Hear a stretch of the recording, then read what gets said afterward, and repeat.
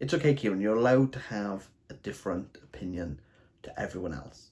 It's okay. People know you for being a little bit out there with your book loves and your book choices. It's fine. It's fine. Good evening, everyone.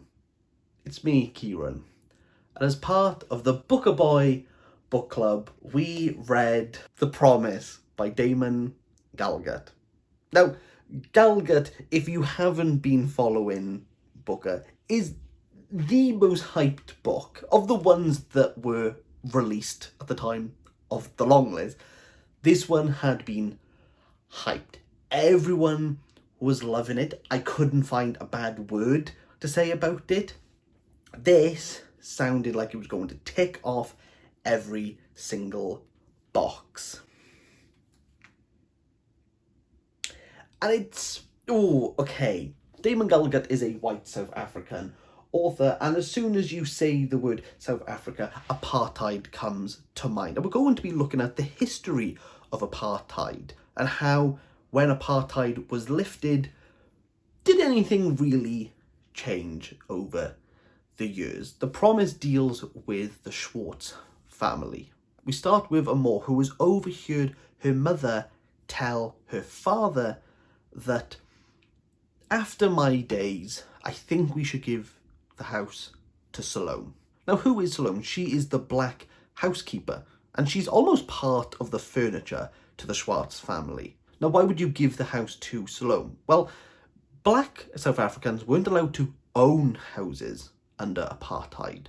Now the things are turning, now that we are going to be making whites and blacks equal. Please notice that this isn't what happened, and it's not going to happen. Ma passes and Amor asks her father, so are we going to be giving the house? Are we going to fulfill the promise? And the father almost goes, I don't remember that happening. Are we sure? Are we sure that was said? And like all good funerals, people who haven't seen each other in a long time congregate at the wake. And this book, over its 4 chapters, deals with 4 funerals. And we'll see these people come in and out of the story. Despite not speaking to each other for long periods of time, they're brought back into these situations. And Amor is going to be constantly questioning when the promise is going to be fulfilled. At what point now do we give Salome the house? Well, it is about apartheid, but I don't want to hammer on the point too much there, because I've seen a video where someone's done it way better than I'm going to articulate. Fairly new channel. I'll put this video in the description below. Please do check it out. It's great. I don't particularly enjoy comparing and contrasting different authors who are writing very different books, but Galgut feels like a very straightforward Cutsy. If you've read any of Cutseya's works, yes, I'm going to change the name every time because no one can agree on how it's pronounced. Cutsy's Disgrace, which I have reviewed, I will leave a link below, deals with a very similar topic of how do white South Africans and black South Africans intermix. How do you do that after apartheid? Can it be done? Cutsy takes a very different approach. Disgrace isn't as direct as Galgut, despite if you like or loathe either of those books. The discussion of how white South Africans are viewing the apartheid and are criticising it is always going to be a worthwhile task. Another South African writer who's dealing with this topic in a different view, in a different way, would be Karen Jennings' An Island, which was also longlisted for Booker 2021. I digress. Galgut's very interested in the white perspective. Black characters do come in and out of this story, but we are solely focused on the white perspective. And we are going to have conversations that are utterly uncomfortable, but very much speak to the time, that speak to the change. And maybe not the change. Sometimes the people just hold on to their values that, well, this is how it's always been, and even though it's now not that way, we're gonna just not change. We're just going to stay the way that we are. Now, having this book deal with 4 funerals and having these characters come back after long periods of time is that they are going to change. They're going to have different mindsets. They're going to change as people. They're going to change their perspectives. They're going to be completely different from the first funeral. People change. It's natural. But these funeral wakes are pressure cookers. That you have people coming in saying things that they don't entirely believe, or they want to object. They want to correct. But they just don't. They reluctantly come back, and you wouldn't be surprised if you opened the door and saw the bloody claw marks as they're dragged back in to speak to one another. That's a vivid image, and Galgut's prose is on point. Gallagher can pin a character down in a few sentences. Galgut's style at the beginning I found quite abrasive. He changes perspective almost seamlessly, but also we have a shift into second person, which I was never expecting.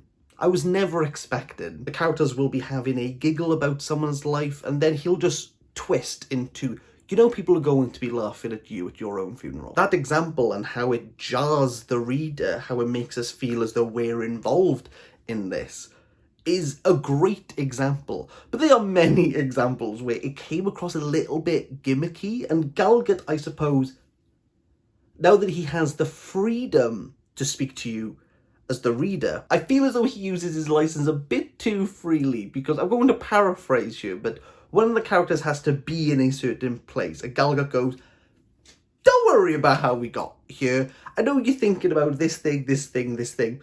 Ignore that. Just say it worked. Bit gimmicky. Not to say that this was gimmicky, but maybe that it became a bit blasé, which was the 4 funerals. By the second one, I kind of knew what I was getting into. The third chapter no, I'm sorry, but I felt as though me and Galgut were a bit lost in the woods by that point. Me going, Galgut, do you know where we're going? And he's like, 10 minutes, just around this corner. We'll be where we need to go. By chance, we just end up where we needed to be. Galgut's there going, I'll just put my trusty OS map back in my bag, always be prepared, with me going, but why did we need a seance halfway through this? Despite that god-awful chapter, chapter 4, I wasn't expecting that. The person who first heard the promise Amor, this is her chapter, and she's going to approach Salome, offering the house, after years, after decades of her not obtaining it. She's going to knock on the door and offer. It's simple. What happens is so simple, super effective. That was a critical hit, one punch KO, fatality. Yeah, that was a strong ending. The final scene of this uncertainty of what's going to happen,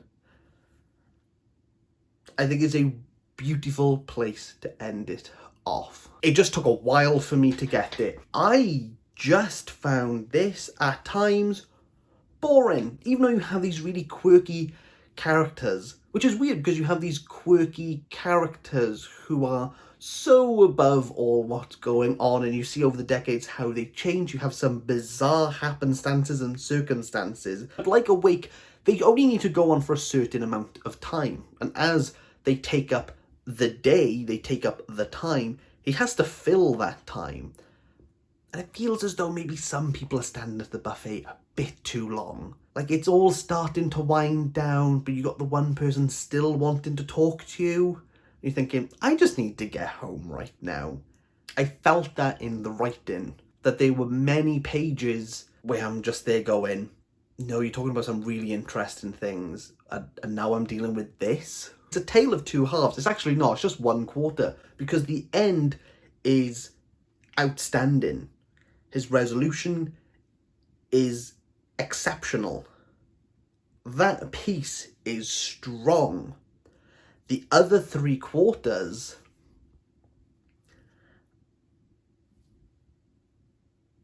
some of it was okay. Oh, you're gonna regret saying this, Kieran. The Promise by Damon Galgut. It's a 5 out of 10. better work on my booktube apology for this one.